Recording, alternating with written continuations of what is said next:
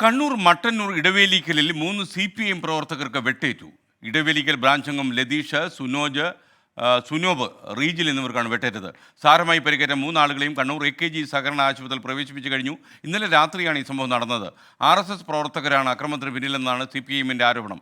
സജോ ദേവസ്യ കണ്ണൂരിൽ നിന്ന് വിശദാംശങ്ങളുമായി തത്സമയം മോർണിംഗ് ഷോയിൽ ചേരുന്നു. Sajo, good morning.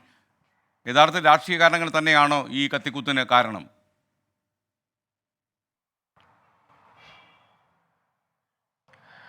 SKN രാഷ്ട്രീയ കാരണങ്ങളാണ് എന്ന് പോലീസ് ഇതുവരെ സ്ഥിരീകരിച്ചിട്ടില്ല.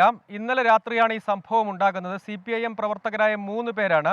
അവർ നഗരത്തോട് തന്നെ ചേർന്നുള്ള ഇടവേലിക്കൽ എന്ന സ്ഥലത്ത് പ്രധാന റോഡിന്റെ ഭാഗത്ത് തന്നെ ഉണ്ടായിരുന്നു. ഈ ഘട്ടത്തിലാണ് അക്രമി സംഘം എത്തുകയും ആയുധം ഉപയോഗിച്ച് വെട്ടിപ്പരിക്കേൽപ്പിക്കുകയും ചെയ്തതെന്നാണ് CPM ആരോപിക്കുന്നത്.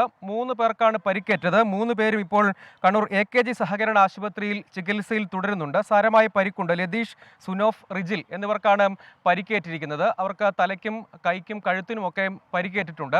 ഇതിൽ CPIM ആരോപിക്കുന്നത് RSS പ്രവർത്തകർ ആസൂത്രിതമായി നടത്തിയ ആക്രമണമാണ് എന്ന ഒരു ആരോപണമാണ് CPIM ഉന്നയിക്കുന്നത്. അവിടെ ചില രാഷ്ട്രീയ തർക്കങ്ങളൊക്കെ നിലനിന്നിരുന്നു.